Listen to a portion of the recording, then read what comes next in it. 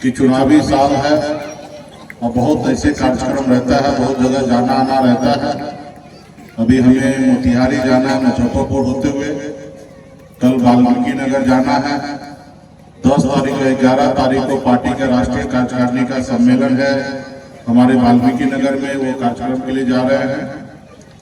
और आप लोगों ने निमंत्रण दिया और आप लोगों के बुलावा पे हम यहाँ पे आए हैं और आपने निमंत्रण दिया, इसके लिए बहुत बहुत धन्यवाद देता हूँ।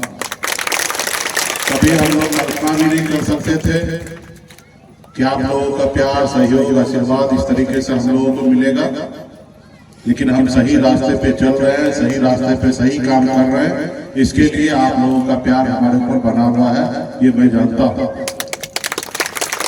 तो पूजा पाठ जो है हम लोग हमेशा करते आ रहे हैं, हमारे पूर्वज ने भी पूजा पाठ करते आए हैं, हमारे कुल देवता को हम लोग पूजा पाठ करते आ रहे हैं। हम सनातन धर्म में जन्म लिए, हम देवी देवता को सबको पूजा पाठ हम लोग करते आ रहे हैं। और पूजा पाठ हम इसलिए करते हैं कि हमारे हर समस्या दूर हो जाए, हमारे घर में खुशियां आए, हमारे घर से सारी तकलीफ दूर हो जाए, इसलिए हम पूजा पाठ उस पास हम लोग रखते हैं। तो ये सब हम लोगों को करते रहना है, लेकिन इसमें एक चीज और बहुत ज्यादा जो जरूरी है, भगवान भी कहते हैं कि कर्म करो फिर फल मिलेगा, बगैर कर्म किए हुए कोई भी फल नहीं मिलेगा।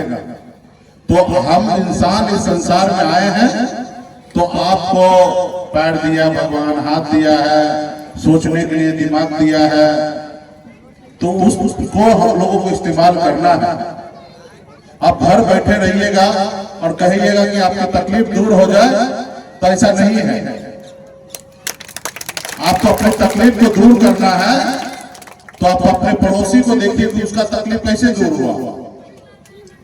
जैसे उसका तकलीफ दूर हुआ वैसे आपका भी तकलीफ दूर हो सकता है, जैसे वो अपने तकलीफ को दूर किया वैसे आपको अपने तकलीफ को दूर करना पड़ेगा। इस संसार में सब एक ही तरीके से जन्म लिए हैं, सब अपने मां के कोख से ही जन्म लिए हैं, लेकिन संसार में कोई बहुत पैसे वाला है, बहुत पढ़े लिखे लोग हैं और आप पीछे रह जाते हैं। क्यों? क्योंकि आप पढ़ाई लिखाई नहीं करते हैं।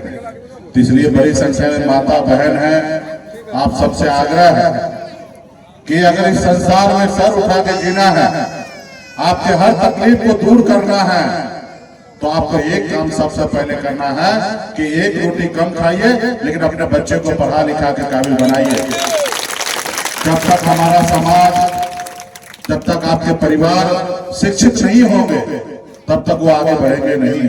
इसलिए उसको शिक्षित बनाइए, और जब शिक्षित हो जाएंगे तो उनका अपना अधिकार पता होगा, और फिर अपना अधिकार पता होगा तो उसके लिए वो संघर्ष करेंगे, और जब संघर्ष करेंगे तो वो अधिकार उनको प्राप्त हो जाएगा। अपने अधिकार के लिए लड़ाई लड़ेंगे। जब बच्चा पढ़ा लिखा होगा तो उनको पता होगा कि क्या काम अच्छा है, क्या काम बुरा है।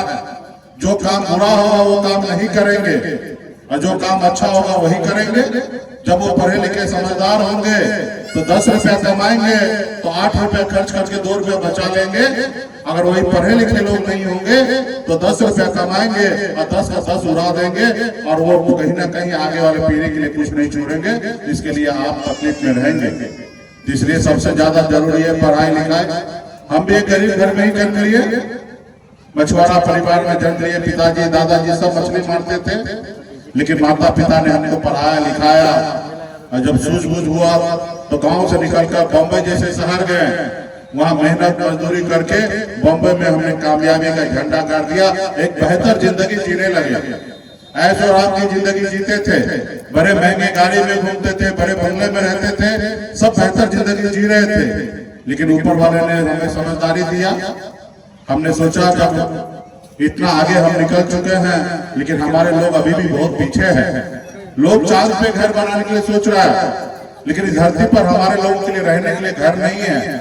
और फिर बॉम्बे का घर छोड़कर, परिवार को छोड़कर, बच्चे को छोड़कर आपके बीच में पिछले 10 सालों से मैं लड़ाई लड़ रहा हूँ अपने अधिकार के लिए। और आज बिहार में देखिए, जब आप और हम लड़ाई लड़ रहे हैं, जब आपने हमें अपना भाई, आपने अपना बेटा, आपने हमें अपना नाना नेता माना, तो आज बिहार में आज हम लोगों से डरने लगा और घबराने लगा, और भी देश के प्रधानमंत्री।